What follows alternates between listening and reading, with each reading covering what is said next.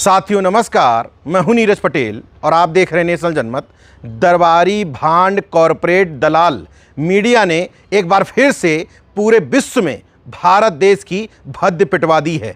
जी हां, वो प्रधानमंत्री जिनको बहुत अच्छा वक्ता कहा जाता है, मजबूत कहा जाता है, कहते हैं कि उनके नाम पर ही विदेशों में भारत का डंका बजता है, उनके पास हर बात का जवाब है, विकास पुरुष हैं, युग पुरुष हैं, कुछ तो उनको राष्ट्रीय बता देते हैं। अब ये कहना भर बाकी रह गया है कि भारत देश की खोज तभी हुई जब से प्रधानमंत्री बने नरेंद्र मोदी।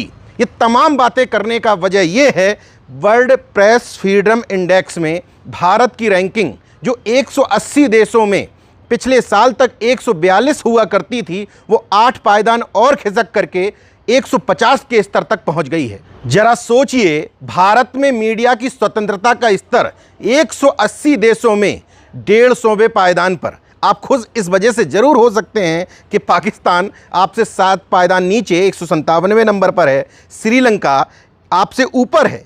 श्रीलंका जो कहा जा रहा है कि इस समय पूरी तरीके से बर्बादी की कगार पर है, वहाँ भी world press freedom index Bharat से 4 पायदान ऊपर 146वें नंबर पर है। बांग्लादेश 162वें नंबर पर है, म्यांमार 176वें नंबर पर है, लेकिन नेपाल आपसे कई गुना छोटा देश इस इंडेक्स में आपसे ऊपर है। सोच लीजिए कि श्रीलंका और नेपाल जिस इंडेक्स में आपसे ऊपर हैं, उसमें आप खुशफहमी इसलिए हासिल कर सकते हैं कि पाकिस्तान, बांग्लादेश और म्यांमार जैसे देश आपसे नीचे हैं। ये पूरी खबर एनवीटी ने तफसील से छापी है। उसने बताया है, रिपोर्टर्स विदाउट बॉर्डर यानी कि आरएसएफ द्वारा ये रिपोर्ट प्रकाशित की गई है ऐसे समय में जब प्रधानमंत्री नरेंद्र मोदी यूरोपियन कंट्रीज़ के दौरे पर हैं। ऐसे में इस रिपोर्ट का आना निश्चित तौर पर भारत की छवि को धूमिल करता है। एक और हैरानी की बात है, जर्मनी में पीएम मोदी की जर्मन चांसलर के साथ में एक प्रेस कॉन्फ्रेंस प्रस्तावित थी, लेकिन भारत के अधिकारियों के आग्रह पर उस प्रेस कॉन्फ्रेंस को तब संचालित किया गया जब यह निर्धारित कर लिया गया कि कोई भी पत्रकार सवाल नहीं करेगा। पत्रकार सवाल क्यों नहीं करेगा? जब प्रधानमंत्री इतना मजबूत है, विकास पुरुष है, उसने देश में इतने काम करवाए हैं, 5 ट्रिलियन इकोनॉमी की बात करते हैं, तो फिर सवाल पूछने से इतना घबराते क्यों हैं? विदेश में ही नहीं, भारत में भी आज तक ऐसी कोई प्रेस कॉन्फ्रेंस नहीं हुई जिसमें प्रधानमंत्री नरेंद्र मोदी से पत्रकारों ने स्वतंत्र तौर पर सवाल जवाब किए हों। इस बात की पुष्टि मिलती है, रणविजय सिंह नाम के पत्रकार हैं, इन्होंने लिखा, प्रेस फ्रीडम इंडेक्स में भारत 150वें स्थान पर पहुंच गया है। पिछले साल 142वें पर था। ये 180 देश की लिस्ट है, जो जितना नीचे पत्रकारों के लिए उतना खतरनाक।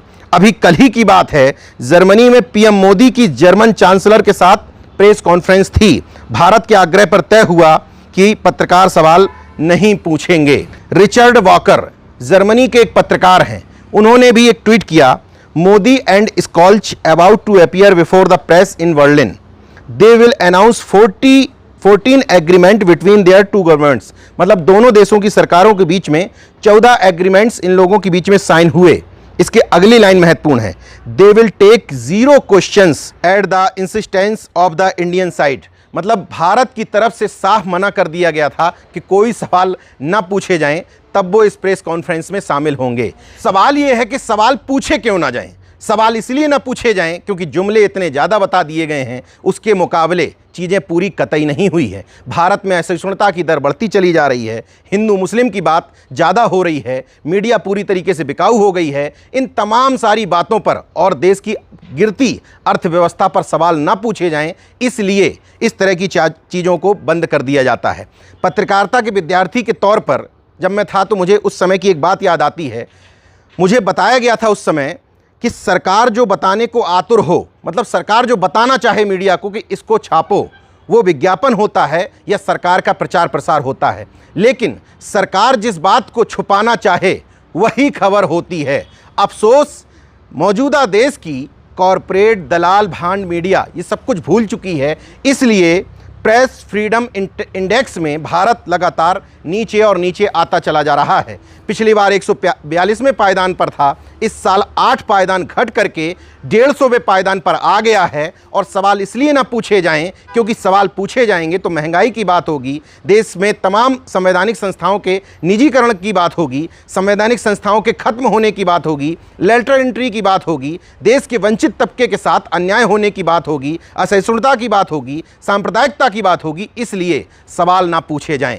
इस पूरी बात को आप लिंक कर सकते हैं। अभी हाल में ही भारत की सूचना एवं प्रसारण मंत्रालय ने एक एडवाइजरी जारी की अपनी तथाकथित गोदी मीडिया के लिए। उस समय लोगों के मन में सवाल हुआ, आखिर क्या वजह हुई कि अपनी ही दुलारी मीडिया, अपने ही गोद में खेलती हुई मीडिया के खिलाफ एडवाइजरी जारी क्यों की गई?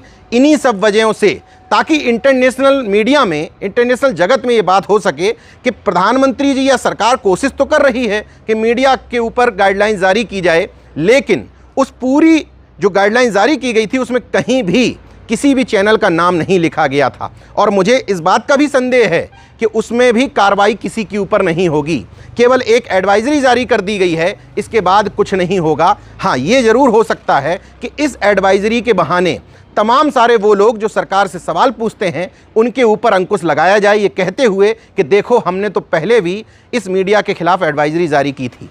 देखते रहिए नेशन जनमत, जागरूक और सजग बने रहिए। जय विज्ञान, जय संविधान।